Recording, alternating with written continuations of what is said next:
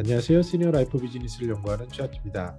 2020 노인 실태 조사라는 굉장히 방대한 약 10,000명을 대상으로 면접 조사로 실행한 그런 데이터로서는 가장 권위가 있는 그런 자료가 이제 발표가 됐습니다. 그중에 오늘은 두 번째 시간으로 경제 상태 및 경제 활동에 대해서 살펴보도록 하겠습니다. 그 보건복지부에서 내놓은 자료 중에 가장 하이라이트가 되는 것은 건강 상태가 더 좋아졌다라고 보이는 숫자가 늘었고 만성 질환은 줄었다라는 것을 대표적인 장표로 하는데요. 실제로 속 사정은 어떤지 디테일을 살펴보도록 하겠습니다. 자신의 건강 상태가 좋다, 즉 주관적 건강 상태, 여기에 대해서 2008년에는 약 24%가 좋다고 했는데 2020년에는 무려 49%, 절반 정도는 좋다라고 얘기했고요. 그저 그렇다 하신 분들은 31%고 나쁘다 하신 분들은 20%입니다. 근데 이 20%를 어떻게 우리가 추정해 볼 수 있냐면 우리가 돌봄이 필요한, 즉 노인장기 요양보험을 받는 분들이 약 한 7% 정도 되실 것 같고요. 7에서 10%. 그리고 근데 여기에 대해서 신청하시는 분들이 있습니다. 신청을 했는데 안 되는 분들도 약 한 10에서 한 14% 이렇게 되는데요.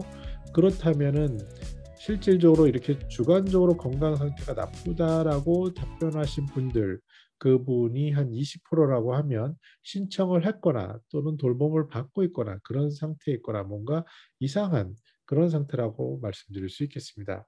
당연히 유병률이라는 기준으로 보더라도 약 한 60대 중반 정도 되면은 어떠한 병을 하나, 질환, 만성질환 같은 거죠. 그것을 하나씩 갖게 되는 그런 상황이 있는데, 이러한 주관적 건강 상태가 제 기억으로는 약 한 73세까지 이렇게 괜찮은 거로 나타나는 것 같은데요.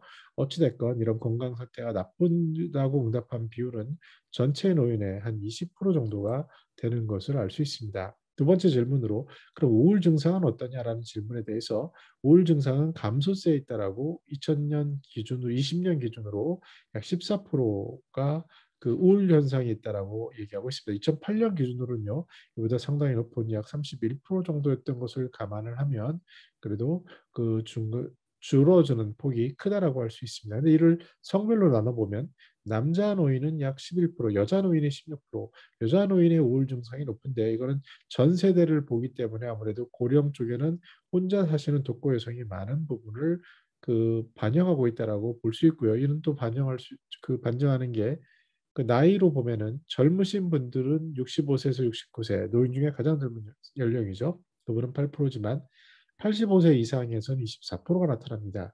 이것은 아무래도 주관적 건강 수명이 앞에서 73세 정도, 73에서 75세라고 말씀드렸는데 이때부터는 아무래도 몸이 이제 불편해지고 그러다 보면 관계나 폭도 줄어들게 되고 그러면서 여러 가지로 우울 증상이 복합적으로 나타나는 그런 현상이라고 볼 수 있겠습니다. 만성질환에 대해서 한 개 이상 만성질환이 있는 노인들 65세 이상에서는 약 84%가 그렇고요.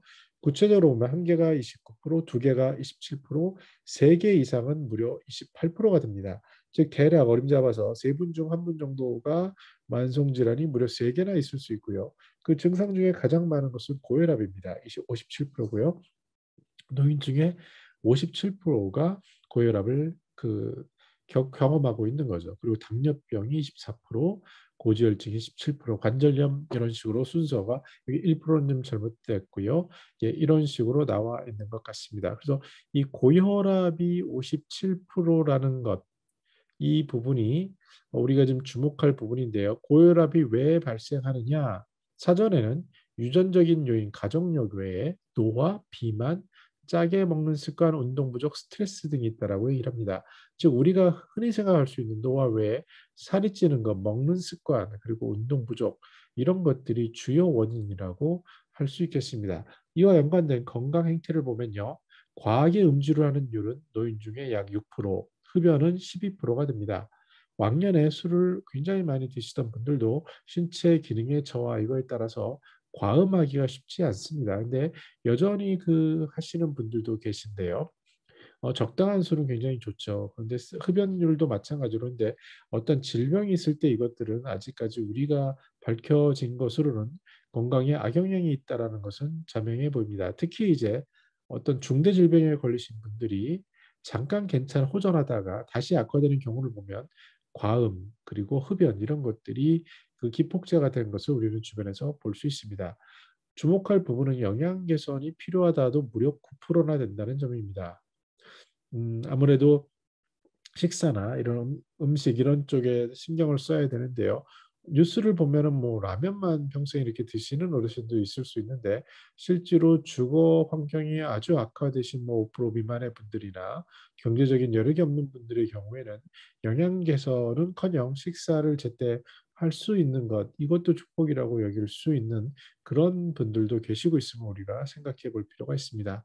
운동 실천율이 54% 코로나 영향이 있긴 하지만 점차 이 운동이라는 것도 나이가 들어서 누구나 다 하는 것이 아니라 이것도 의지가 있고 기력이 있고 어떠한 계기가 있어야 되는데 이것이 없을 때 이런 실천율도 적을 수 있구나. 겨우 뭐 전체 어르신 중에 절반 정도만 하시는구나라는 부분은 어느 정도 좀 우리가 자각을 해볼 부분이라고 할 수 있겠습니다. 정리해 보면요. 노인 실태조사 결과 보고 서머리 장표 이미지인데요. 주관적 건강 상태는 개선되고 있다라고 볼 수 있습니다.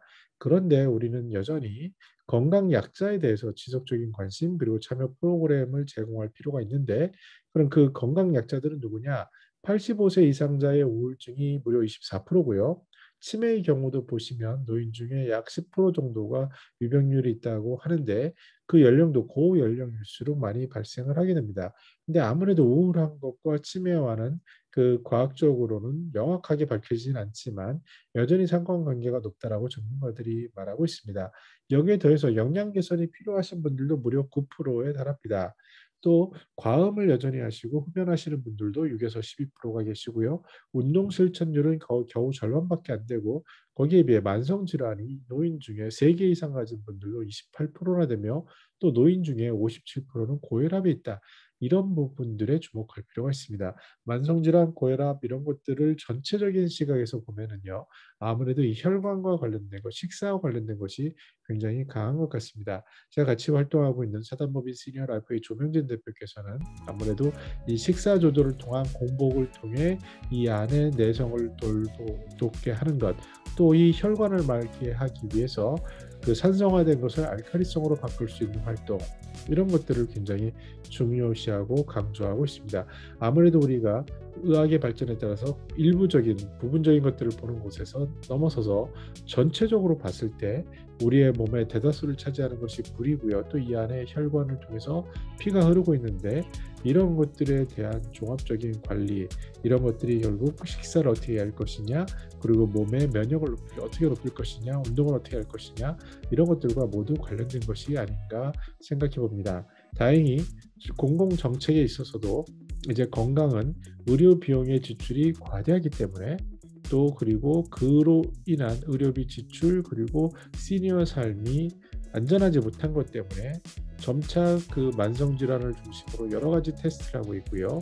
그 시작점을 예방 쪽에 두고 있습니다. 그 예방 특히 이제 액티브 시니어들은 당신들의 본인들의 건강과 활동에 있어서 전과는 다른 모습을 보이는 그 장점이 있는데 앞으로 우리가 조금 더 주목할 부분은 말씀드린 것처럼 식사 그리고 식단 조절, 혈관 관리 이런 쪽 부분이 남아있는 영역이 아닐까 조심스럽게 생각을 해봅니다.